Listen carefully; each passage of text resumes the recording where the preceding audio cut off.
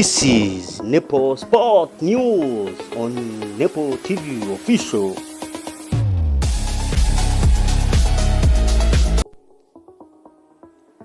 Umugoroba mwiza kuri mwe mwese mukunda ibiganiro binyura kuri Nepo TV Official. Mbahaye ikaze uyu munsi kuwa kabiri ku itariki ya 14 z'ukwezi kwa 4 mwaka wa 2026. Mbahaye ikaze narababwiye nti igihe mbonye sport update nzajya nzibagezeho uko zakabaye. Uyu munsi turahanyura twihuta cyane ntago turi butinde gato. Ndibuze kuvuga ku mikino ya Champions League. Hari imikino igiye kuba mu kanya, ndaje tugende tuyireba akantu ku kandi.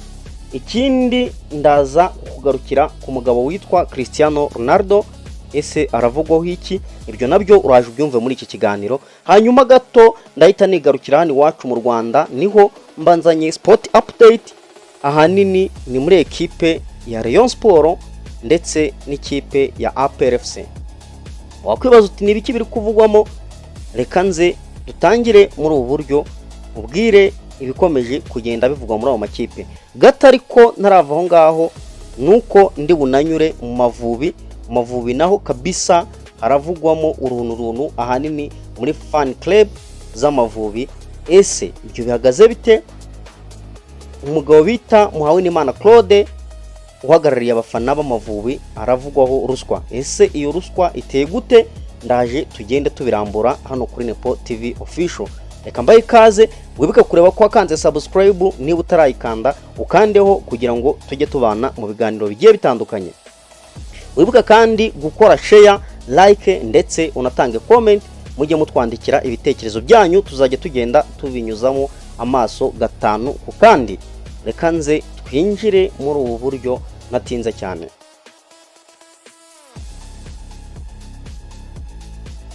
Nkuko narimbi basezeranyije kandi ndaje ngo turebere hamwe iyi mikino uko ihagaze. Ahanini tugiye guhera hariya ku mugabane w'Uburayi. Igikomeje kuvugwa cyane ni imikino ya UEFA Champions League. Ni imikino yo kwishyura, imikino ibanza yo yagiye igenda isoza. Imikino tugarutse ku mikino wenda yari yabanje, ni amakipe yari yagiye akina. Ni ikipe ya Liverpool yari yatsindiwe mu Bufaransa itsindwa na Paris Saint-Germain Parc des Princes, yari yatsindiwe ibitego bibiri. Uyu munsi ikipe ya Liverpool iraza kugenda yakira ikipe ya PSG. Ni ikipe ariko badaha amahirwe yo kuba yaza kuba yitwara neza kuri uno mukino. Ni ikipe urebye ifite amahirwe make yo kuba yakuramo ikipe ya PSG. Urebye squad PSG ifite, ukareba uburyo ikipe ya Liverpool yaba muri shampiyona imaze iminsi itari kwitwara neza, yaba abakinnyi bayo ubona ko imbaraga zabo zagabanutse, ndetse n'umutoza wayo Arne Slot wavuga ko mu by'ukuri adashamburiye nk'uko ikipe ku bwa Klopp yari imeze. Navuga ko nta nsinzi n'ubundi uyu munsi, wavuga ko nta gitangaza kiri bube kuba yakuramo ikipe ya Paris Saint-Germain.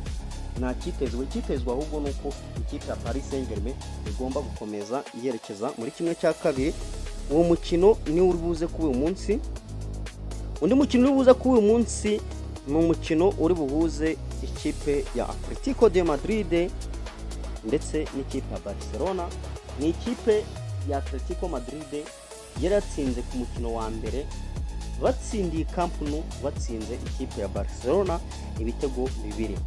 Murabyibuka nabibabwiye mu kiganiro cyabanje ku ikipe ya Barcelona yari yabonye n'ikarita itukura. Ariko uyu munsi ikitezwe ni ukureba ko ikipe ya FC Barcelona yaza kubikora remontada, ikaba yatsindira ku kibuga cya Atletico Madrid, ikagenda ihakura amanota 3, kabanareba ko yakomeza muri kimwe cya kabiri. Ese birashoboka? Ikipe ya Barcelona ukisabwa irasabwa nibura kuba yatsinda ibitego 3-0 ibitsinda ikipe ya Atletico de Madrid kugira ngo babe bakomeza muri kimwe cya kabiri. Ariko navuga ko bigoye kuko hari bamwe mu bakinnyi b'inkingi za mwamba ba Barcelona badahari. Umukinnyi witwa Rafinha murabizi neza ko adahari, uyu musore nawe akaba afite ikibazo. Ubwo rero ndabona ku ruhande rwanjye ko ikipe ya Barcelona igikomeye yakora ishobora gutsinda match, ndetse ari n'abagura imikino mwagura kugura 0.5 kuri Barcelona rwose ribuze kubona igitego. Ariko icyo ntiteze nuko itaza gutsinda uyu mukino ngo be yakuramo ikipe ya Atletico Madrid. Ku munsi w'ejo kandi muri Champions League hazaba hateganyijwe undi umukino w'ejo uzahuza ikipe ya Sporting Lisbon yatsindiwe iwabo muri Portugal igitego kimwe ku busa, izaba yasuye ikipe ya Arsenal Emirates Stadium, uzaba bakina na Arsenal kabisa umukino wo kwishyura, ariko uyu mukino navuga ko bisa naho bine byarangiye, nubwo ikipe ya Arsenal itarimo kwitwara neza, ariko navuga ko nta gitangaje Sporting yakora uburyo aza gutsindira Emirates.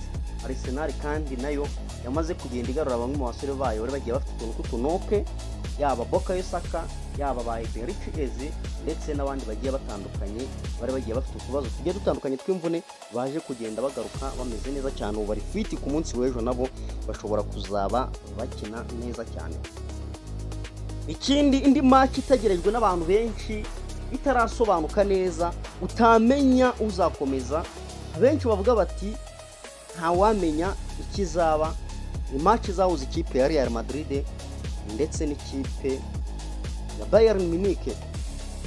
Ikipe ya Bayern Munich kabisa, ikipe yo mu Budage zaba yakiriye ikipe ya Real Madrid, match wavuga ko ikomeye.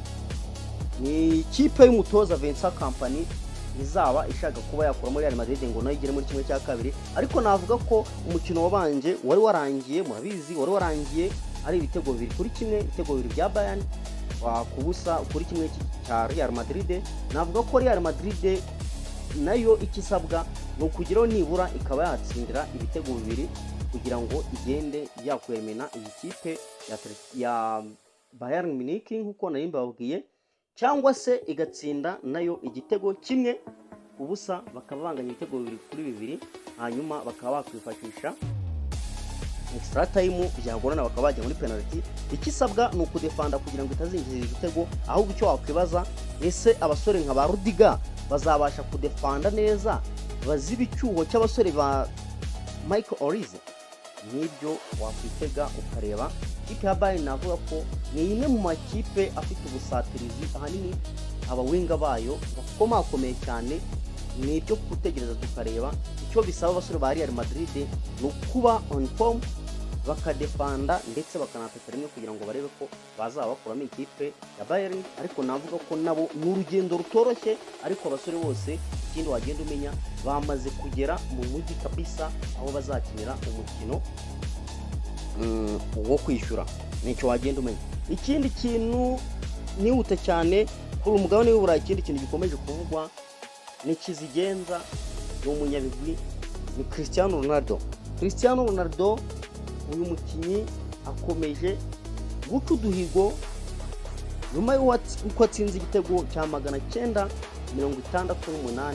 Uyu mugabo akomeje kugaragaza ubudahangarwa bw'umubiri we, kuko uyu musore yamaze gutangaza ko umwaka wa 2026 mu gikombe cy'isi kigiye kuba ejo bundi, kigiye kuza rwose vuba bidatinze, we n'ikipe ya Portugal yiteguye kuzayifasha guhatana ndetse no gutsinda ibitego bigiye bitandukanye.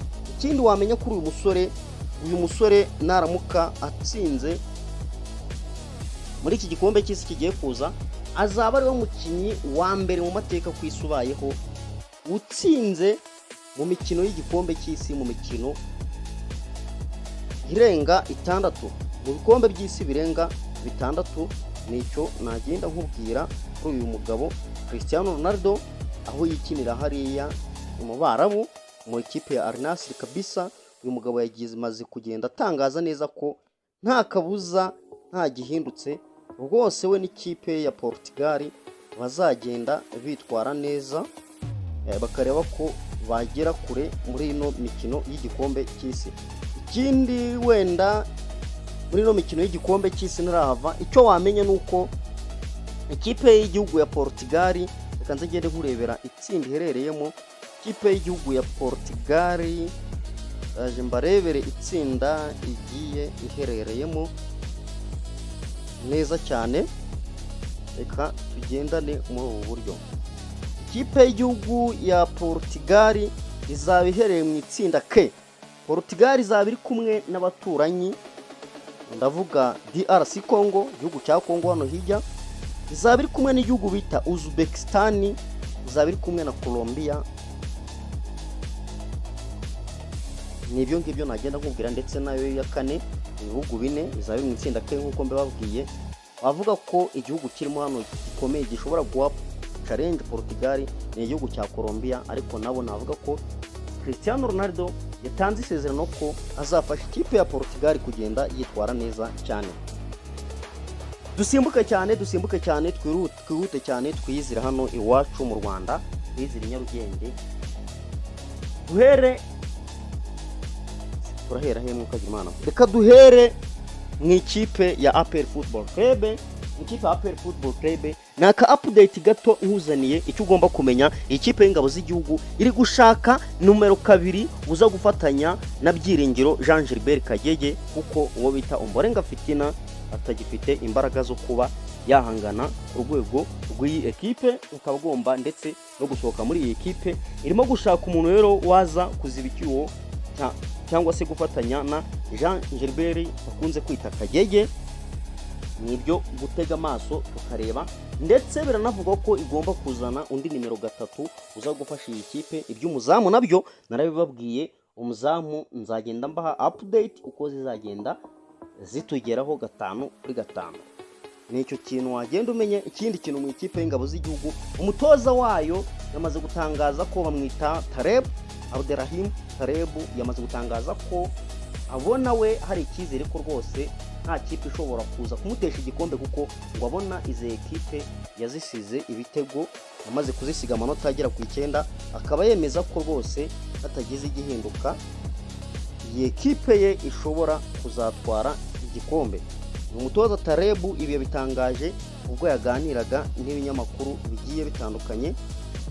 Ikindi wenda gato wamenya muri shampiyona nakubwira nuko ba top scorer bakiyoboye abamaze gutsinda ibitego byinshi muri shampiyona, aho ugere ku munsi wa 26 nabarimo Mbonyumwami Taiba ufite ibitego 13, Emmanuel Foromo wa Al Hilal ndetse na Mbonyumwami Taiba wa Marine, Emmanuel Foromo akaba wa Al Hilal, hakaza Sheikh Jibril Watara 11 ni wa APR FC, Uyaremye Fidar uyu muramuzi cyane ni wa Gicumbi FC, akaza Adama Kulibali nawe ni wa Al Hilal ndetse afite 9, ndetse na Shabani Hussein Chabalala wakiniraga Musanze ariko wamaze kuba agenda asohoka muri no shampiyona.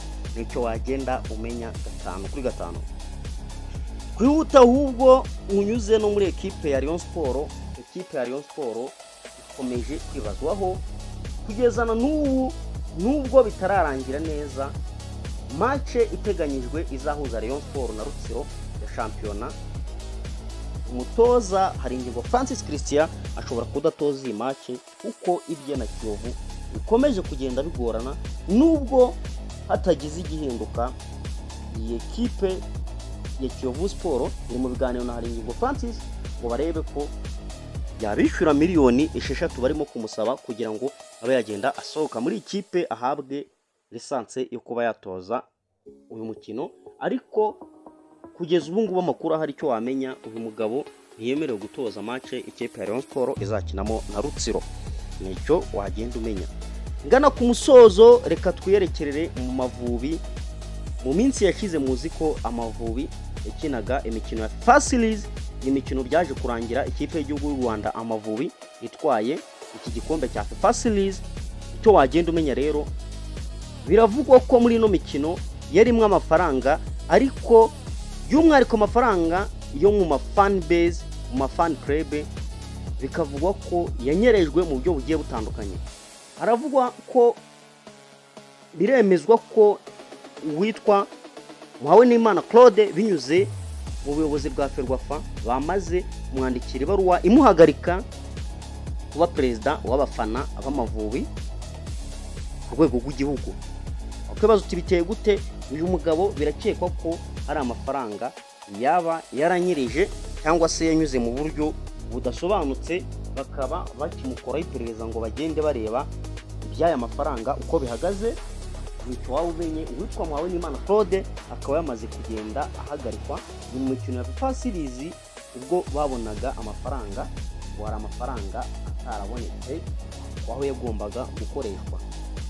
yibuke neza ni ikipe y'igihugu nayo yaje kugenda ihebwa amafaranga ndetse n'uduhimbazamusyi tugiye dutandukanye. Murabizi ko nagiye ngenda bigarukaho 5-5 nubwo bari bamaze gutsinda igihugu cyacu n'ibitego 2-0.